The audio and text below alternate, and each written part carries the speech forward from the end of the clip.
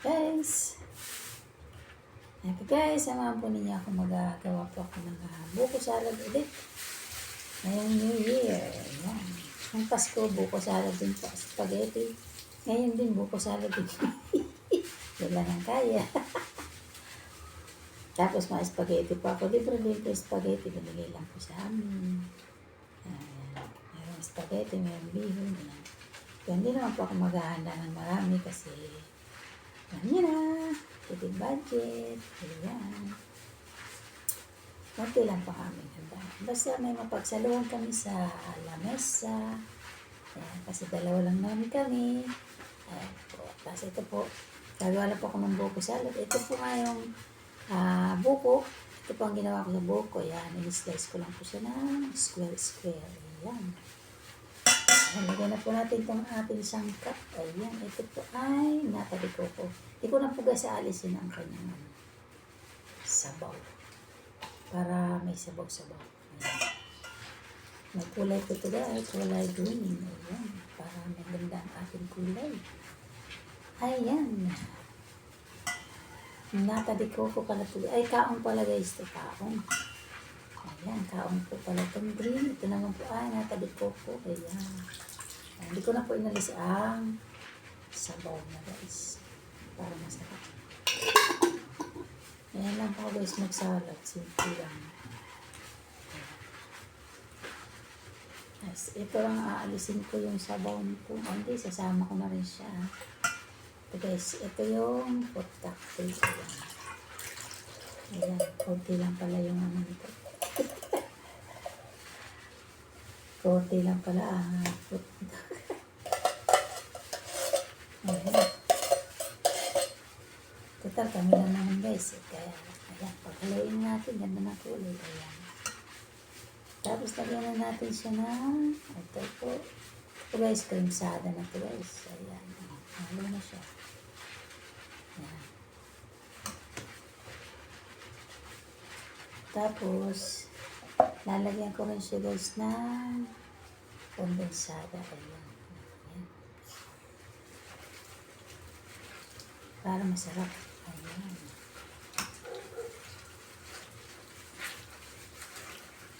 Kasi pag nilagay ko ito guys sa freezer, wala na itong sabaw na ito.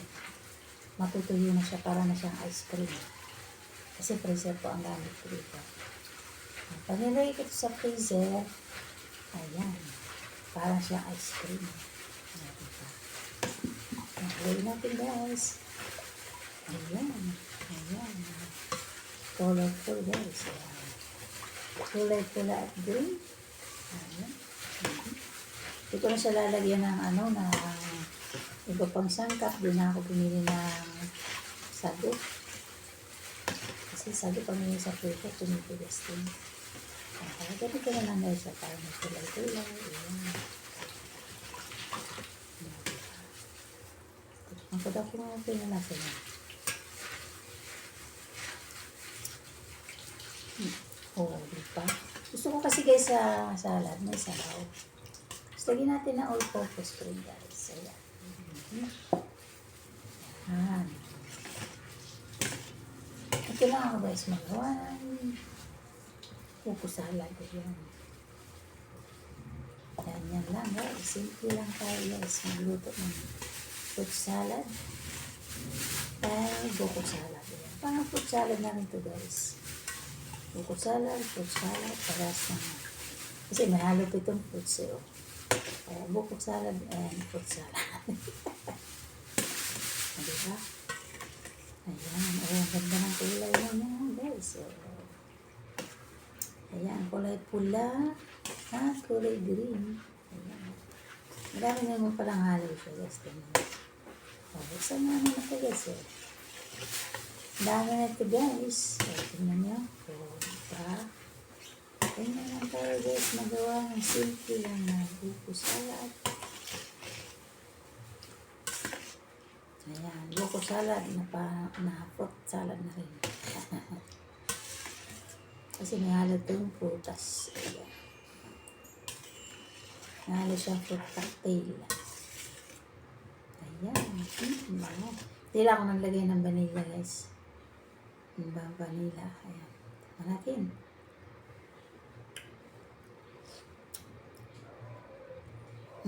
Sarap. Simple lang guys, tama lang guys yung lasa niya. Hindi siya matamis, hindi siya matabang. Sakto lang yung lasa niya guys. Ayoko naman kasi ng salang na matamis masyado. Kasi mahirap na yung sobrang tamis, baka tayo magkaroon ng sugar. Diba? Kaya tamang tamis lang po guys. Sakto lang pang tamis niya yan. Konting tamis lang siya. Hindi siya matamis, hindi siya matabang.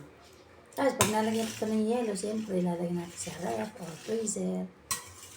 Ako po guys sa freezer ako naglalagay nito para medyo gusto ko parang ice cream siya, medyo buo yung yelo niya. Para pag kinagat niya, ice cream ang lasa niya. Diba? Sarap. Pwede na. And guys. Happy New Year po sa inyong lahat. Alam mo guys, hindi naman kailangan marami tayong handa. Di ba? Kung sobra-sobra naman sa atin, hindi naman kailangan maghanda tayo sobra-sobra. Tapos ang iba nalulumi, nasisira lang, tatapon lang, di ba? Kaya yung pera, tama lang na panghanda natin, okay na yun, di ba? Kaya mapagsaluhan tayo, pero kung maraming pera, okay lang yun, kahit sobra-sobra. Kaya lang, siyempre, sayang din naman. Kung itatapon lang yung iba, ako, simple lang, siyempre. Kami kasi simple lang aming buhay. Maliit lang ang aming income. Kaya yun lang kaya namin. Kaya ang importante, pagkatapos ng New Year na itong 2024, paglipat ng 2025, ayan. Healthy po tayo, good health. Ayan. Tapos siyempre, safe tayo, walang mga aksidente sa mga paputok, iwas po sa paputok. Hindi naman kailangan ay iwas na lang, sayang din ng pera dyan. Pero nasa sa inyo na yan po yan, para ingat na lang po. Ang mga pagkain din, siyempre ingat din po tayo. Alam nyo naman, masarap kumain, pero pag nasobrahan tayo, ayan, alam nyo na, sakit. Kaya ingat-ingat po tayo sa mga sakit-sakit dyan. Kahit simple lang ating pagkain or masarap na pagkain pero hina-hina na sa pagkain, di ba guys? Mahirap magkasakit, mahal ang gastos sa mga gamot. Ayan, mahal na sa gamot. Mahal pa sa doktor, di ba? Kaya, kahit kumakain tayo ng masarap, hina-hina lang. Kung baga sa di ba konti lang makain mo, di ba ibang makakain mo, pero konti-konti lang para hindi tayo magkasakit. Para mga cholesterol dyan, mga high blood dyan, ingat-ingat lang pares ko. Kasi pa ako, high blood na rin ako, maintenance na rin pa ako, kaya ako'y maingat sa mga kinakain. Pero minsan lang po ako nag-high blood, minsan lang. Isang beses lang, pero pinamaintenance na po ako ng doktor para daw po ako ay hindi atakihin. Diba? Kaya tuloy-tuloy na po ang aking maintenance sa high blood. Para hindi ako atakihin. Kaya, thank you Lord, at kahit na nag-maintenance ako lagi naman okay ang aking BP. Ayan. Kaya guys, Happy New Year po, at may happy po talaga ang ating New Year 2025. Masaya tayo, maligaya. Ayan, masaganang buhay. Ayan. Sikap-sikap na lang tayo para tayo ay imunlad pa. Ayan. Kaya kami, siyempre tuloy din namin pagtitinda. Kahit hindi ganun kalakihan ang aming kinikita, pero sa awa ng Diyos, ayan, nakakaraos sa araw-araw, at kahit bariya nakakatabi din tayo, di ba? Para tayo ay makabangon sa mga kahirapan sa buhay. Ayan, diba? Happy New Year po sa lahat. Ayan, basta yun na po, good health. Ayan, dapat ang 2025. Number 1 po, good health. Siyempre, mabuting tao na tayo. Ako hindi naman pa ako masama. Siguro, siyempre, lahat naman tayo ay nakakagawa ng kasalanan. Ayan, yun lang. Basta ingat-ingat na lang po tayo. Iwas tayo makagawa ng kasalanan. Iwas tayo. Huwag tayong gagawa ng makakalamang sa kapwa, makasira sa kapwa. Ayan, importante. Hindi tayo nakakaperwisyo sa ating kapwa. Simple man tayo, ang buhay, mayaman man, di ba? Happy lang, di ba? Ako enjoy na po ako sa buhay namin kung anong meron kami ngayon. Kontento na ako. Kahit dumandi kami sa sobrang hirap. Dahil sa dami ng mabibigat na pinagdaanan namin, pagsubok sa pinansyal. Pero sa awa ni Lord, ito ngayon. At nakaraos naman ako sa araw-araw ng buhay. Thank you, Lord, sa blessings at sa blessings ngayon 2025 sa buong taon. Thank you, Lord. At gabayan niyo po kami sa aming hanap buhay araw-araw. Ayan. Siyempre, good health po at ligtas na po kami sa mga karamdaman, kapansanan at kapahamakan. At gabayan niyo po kami sa mga tamang desisyon sa isip, sa salita at sa gawa. Diba?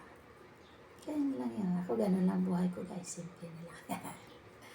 Kasama laga, walang sakit, kumakain tayo ng maayos araw-araw. Diba? Tayong kaaway. Yung mga nakasama ng loob, okay na yan. Pero yun lang, umiwas na natin tayo sa mga toxic sa buhay natin para hindi na tayo ulit matoxic. Diba?